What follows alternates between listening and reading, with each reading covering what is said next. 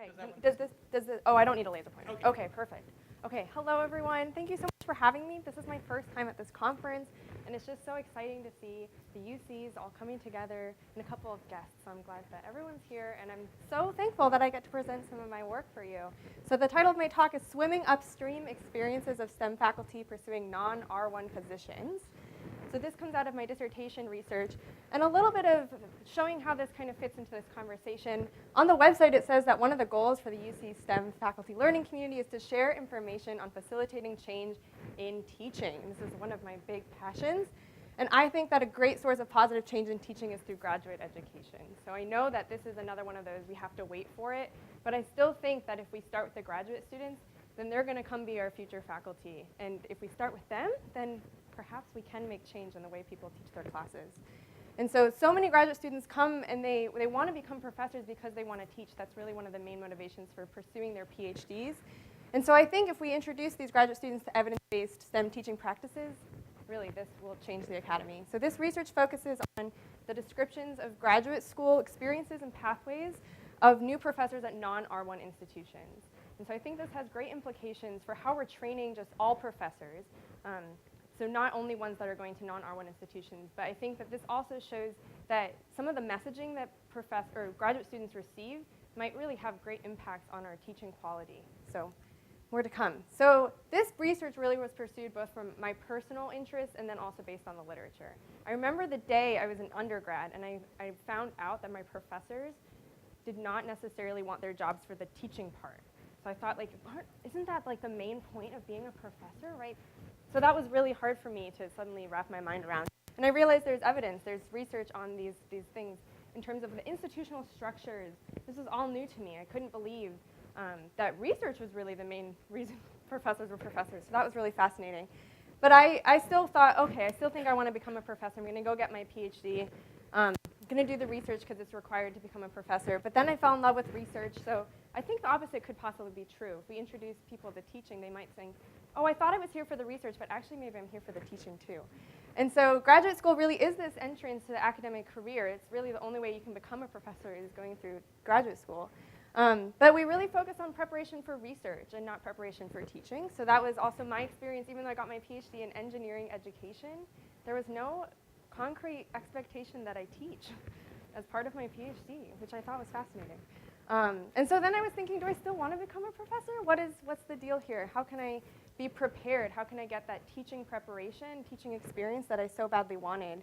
And realizing also that there's really not much attention to preparing for other institution types. So what if I wanted to be a professor at a community college or anywhere else? The only experience I had was I had to get my PhD at an R1 institution because that's where PhDs are granted.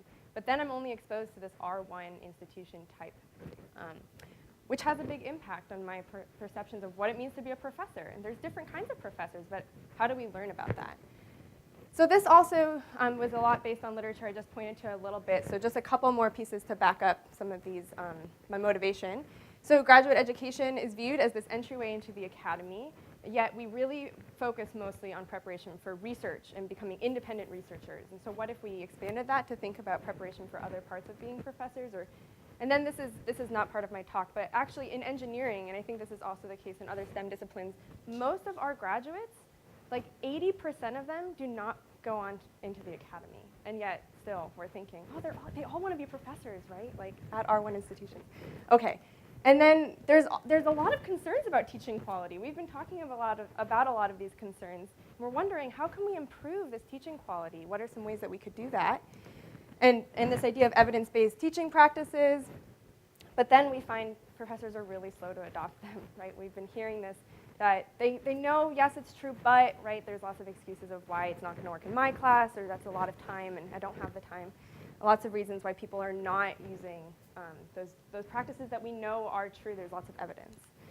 And so I wanted to address some of these gaps in the literature. We had this gap of understanding faculty that were going to non-R1 institutions. What were their pathways and their experiences of going to these non-R1 institutions? And then also this transition, right? I'm a graduate student at an R1 institution where the message is constantly that research is the most important thing. And then I'm going to a place that really focuses on undergraduate education, where research is kind of secondary. And what is that like to do this transition And so I have some data on that, which I'm excited to share. So my research question was, how do faculty experience the transition from graduate school and other previous education or work experiences? So some people had postdocs or maybe were in industry before they started their faculty position. What is that experience like? And some sub-questions were, how do these assistant professors experience the process of applying to and choosing the institution type where they got their current faculty position? And then how do they describe their graduate student experiences and other preparation for their current faculty position? So this data, the data that I collected was with 12 participants, 3 at 4 institution types. And actually, I had one woman at every one of these institution types, and these are based on the Carnegie classification of institutions of higher education. And so they all got their PhDs at R1 institutions and then were not at R1 institutions for their faculty career, or beginnings of their faculty career. I did ethnographic interviews. They were between 60 and 120-minute interviews. I had 12 transcripts, and then from those 12 transcripts, I created a narrative about every single person, and then I also did a thematic analysis. And I'll focus on the thematic analysis findings and then show one narrative as kind of an example. I have all my narratives on my website if you're interested in reading them. The reason I made these narratives was because of this idea of the zone of proximal development. So if I was someone that wanted to know what it's like to be a professor at a non-R1 institution, it would be great if I could go have a conversation with someone at a non-R1 institution. And so these narratives are meant to stand in for those conversations, potentially, right? So it's not as good as talking to an actual human, but here you could read about what are those experiences like and try to understand, would this be a better fit for me as a professor? Perhaps, and now I have a better understanding of what that's like. And so I'm going to focus on the thematic analysis right now. So then I had 3 main themes, 9 sub-themes. The themes really were about preparation for job market and teaching, right? This idea of swimming upstream, the title of my talk, there's a lot to go against. There was descriptions of what they wish their graduate program had included, and they wish it had focused more on teaching. The fact that there was no map for a non-R1 job experience, right? We're constantly focusing on how do we prepare you for an R1 position, but maybe not on, maybe you want a lot of teaching experience, or maybe you want to go do some outreach or any of those things. That's not really included a lot. Then a lot of participants talked about luck. They were talking about how lucky they were. I thought that was interesting, so I talked about that a little in my findings, but not today, unfortunately. Then there were some decision-making factors. What were the reasons they made these decisions? This idea that they wanted to focus on teaching in their faculty career really was a big motivator. This other part of overcoming perceived failure. They thought they were failures for not wanting a research-focused position. People told them, oh, that's a really bad decision, which is kind of horrible. What does that imply for our profession? And then other family, how did that come into play? And then there's a lot of comparisons between institution types, especially comparing back to the R1s and this misalignment between the focus on teaching and research. So today I'm going to focus on these 4 themes. Now I'm going to share a narrative with you, parts of a narrative. These are a lot longer, of course. I'm going to talk about Jason. So it's a pseudonym, but Jason is now at a master's institution teaching in engineering. He started in August 2015, he gotten his PhD a couple years before, but then did a postdoc at his graduate institution. And he got all 3 of his degrees at R1 institutions. So at the time of his interview, he had been an assistant professor at this institution for just over a year, and he wanted really to emphasize that while his institution did grant master's degrees, his college only granted bachelor's. So they were an undergraduate college of engineering. So he talked about swimming upstream. So in this case, his advisor actually was really wanting him to be in the tech industry. He said, go and be in the tech industry. My advisor was big on pushing me to work in the tech industry type path and getting a non-academic type job. And at one point, I was interviewing at a tech company and just, I don't know, I was there stuck in traffic. They're making these ridiculous sums of money, and I was just breaking down. I don't want to do this. This is not what I want. That's when I thought, that was, I think, the fall before I defended. So I came back and said, okay, I'm going to go to the academic route. So the impact of advisors is significant. And some students feel that they're like going against what their advisor wants. And what is that like? So then he goes back and says, but before that, coming from PhD university and being a big R1, I had a good friend from another R1. He was maybe 1 or 2 years ahead of me. I know him from conferences. He ended up getting a job at a master's university. And I was like, whoa, that's a big change for you. And I talked to him a lot, called him up on the phone several times to talk to him about that. We were both talking that there's this really scary thing that once you leave the R1 realm, there's a huge bias there. There's this, you feel like you fail, this sense that you're a failure, that people are going to look down on you and all sorts of other stuff. And that was the scariest part. Here's someone that's really successful, wanting to be a teacher, and felt like a failure for going to a non-R1 institution to pursue that dream.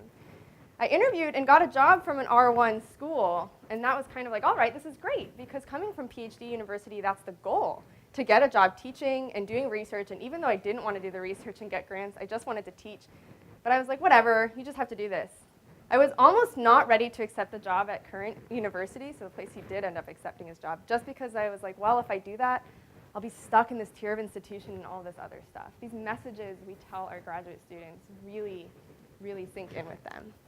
I think it was probably my wife. She was like, Jason, this is your dream. This is what you want. And I was like, you're totally right. I had my big pro-con list describing current university. And I finally reminded myself, this is my dream job, the one that I wanted to take. Why am I internally struggling and fighting myself against what I actually want versus this other job that I would end up hating just because of the bias that you should go to an R1? That was really hard to overcome. So then he also talked about how he really did want that focus on teaching, right? So he went through all this emotional charged journey figuring out that he did indeed want to focus on teaching. I will say that I felt like the PhD process is a little bit a bait and switch, just like it feels like there are so many PhD students and then so few jobs, and it's just terrifying to get there and realize, oh, most professors, well, what it seemed like, most professors spend all their time writing grants and just doing research, and there's very few of these big jobs. I don't know, it felt odd to finally get this realization, and this is biased to R1s, but professors spend majority of their time writing grants, managing students instead of teaching and doing research is what you think as an undergrad. So he wanted to focus on teaching, and luckily his advisor was open to these conversations. I talked to my advisor a lot about what he does, but his life looks so different from what mine looks like now. He would fly all over the place talking to funding agencies and doing talks, that sort of thing.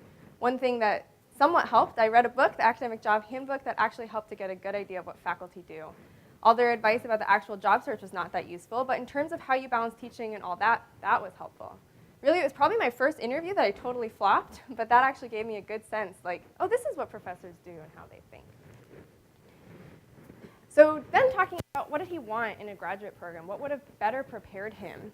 In hindsight, I probably could have sought out more teaching opportunities and been more vigilant with that for myself. I don't know, I just didn't because I was so busy with research and other things, and it wasn't really readily apparent where I needed to go and who I needed to talk to seek those out. So we're not making this an obvious path for our graduate students. During my PhD, there was this kind of disregard for teaching-based institutions. I remember I went to one seminar about job searching, and they would talk about how you need to have your research ready, and you should have parts of your dissertation ready to discuss, and I think another guy raised his hand and said, why is there no one representing any teaching positions or anything like that? There's a whole list of institutions that have been swept under the rug, and I wish that wasn't the case. I wish it were mentioned more that there are institutions for teaching in your job search and actually give students opportunities in teaching. I think one of the good things that they could do would be to let students co-design courses with teachers. I know other schools have done that, but I wish PhD University had a chance to do that. They have stuff to work on grants together, but that's great for a research-focused job. There are no opportunities for that in teaching. The one thing I would like to change would be something about co-teaching or something about opportunities to get in the classroom. So we can think about, if we really do want to change teaching, yes, we can also talk to our colleagues, which is really important, but maybe also thinking about how can we bring our graduate students into these conversations so that they can then go on and change the way we teach classes. So I think this has a lot of implications for graduate education and teaching quality. So taking a step back, my thematic analysis did look at all 12 of my participants, not only Jason, and most of these participants described these themes of swimming upstream, feeling resistance and feelings of inadequacy, wanting more teaching opportunities, and wanting formal education about teaching. This makes me think, what if we did some things? Could teaching quality be improved if we supported graduate students' interests in teaching opportunities and development? What if we assumed graduate students were interested in teaching in addition to their interest in research? And then what if graduate students were provided with formal teaching and training in teaching and were informed about these evidence-based practices? So these are things that I like to think about when we think optimistically about the future, right? The graduate students are our next generation of future faculty. And so I was one of those people that said, oh, I don't really want to do the research, but I have to. I bet there's a lot of people out there that would be like, wow, this teaching stuff is really cool. I want to get more involved in it. But we don't make it an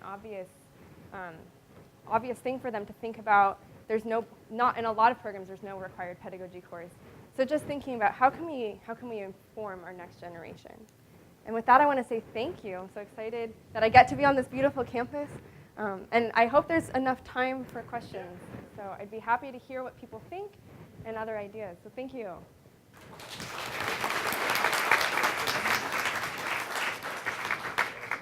We have 2 minutes for questions. Perfect. Yes. So I think there is now a new push at UCs to do a graduate teaching or train graduate students for teaching. And I believe there is a mandate that's coming down from the UCSDs. Okay. So each of our campuses, especially the centers for the teaching and learning, are kind of gearing up for that. But I think a common message, if possible, is to give support to that, because it looks like there is no resources, and that's a big issue. So mandate comes with money. Yeah, so I think it's a really good idea to really encourage that people are doing this. Another thing that came out in my research is that often these teaching experiences and opportunities or development are all additional, right? So yes, you have to do all this other stuff and your research is the most important, but if you really want to, you could do this teaching stuff, right? So what does it look like if we make it part of their options? There's a track where, yeah. Question, oh, I don't know who, yes. I'll just make a quick comment. I have a rather well-polished and successful program for teaching graduate students about science teaching and learning, and I'm happy to provide all the materials. Thank you. Anybody who wants it. Thank you. You have a calendar reading thing. Awesome. Okay, yes, in the back. Yeah, I was going to say that, now I can't speak for other research faculty, but I'm totally agnostic at what my students do. And they vote with their feet. I mean, about 1 out of 10, 1 out of 20 have some stated interest in going into academia. I support it, but so I think the students are kind of they're free agents. They can vote where they want to go. The PhD students I'm talking about. Right. So maybe there are other faculty that try to. I mean, you had some citations where people were swaying things, but I actually, I mean, they could give a lawyer. Yeah, I think that's, so the comment was that I don't tell my students where to go, they get to decide, but I do think that that's not intensely common. I think there is this assumption that a lot of people think, oh, that's why they're here, they want to become professors, right? I'm going to help them get there. But I don't know if that conversation's happening necessarily. Like, are we asking them and helping them get to wherever it is that they have decided they want to go? Maybe one more quick question. Okay, I think so this happens in my class, so I always forget about the front row, right? So this is more of a comment maybe than so we have something at UCSD, which I don't know if it's unique to UCSD, called the Summer Graduate Teaching Scholars Program. It's funded by the Chancellor's Office. So the PhD students can apply to it, and then they get an opportunity to teach for a summer session with some instruction during that, they get a class and they have those mentoring. We are getting more and more interest from students in that program. So I think that's something for people to think about at other UCs if they don't have something like that already in place. Right. However, I will also say that something that we've kind of run afoul of is that faculty are often really reluctant to encourage their students to do this, not because they're not supportive of the students' desire to get more experience in teaching, but because faculty have an obligation, the way our funding is set up, faculty have an obligation to support these more advanced PhD students regardless of their participation. There's no way to cut it back. So now the faculty member is paying the student the same amount, even though they're basically spending all their time teaching and doing all these things. And so that's kind of hard. So it's just unfortunately just the way our funding and revenue works. There's no easy workaround for that. So I don't know what to suggest there, but it's something that is kind of hampering student participation in that undergraduate scholarship. Thank you so much. I'm happy to chat more during lunch, so please come with me. I know there are a couple more questions. Sorry we couldn't get to you all. All right, thank you.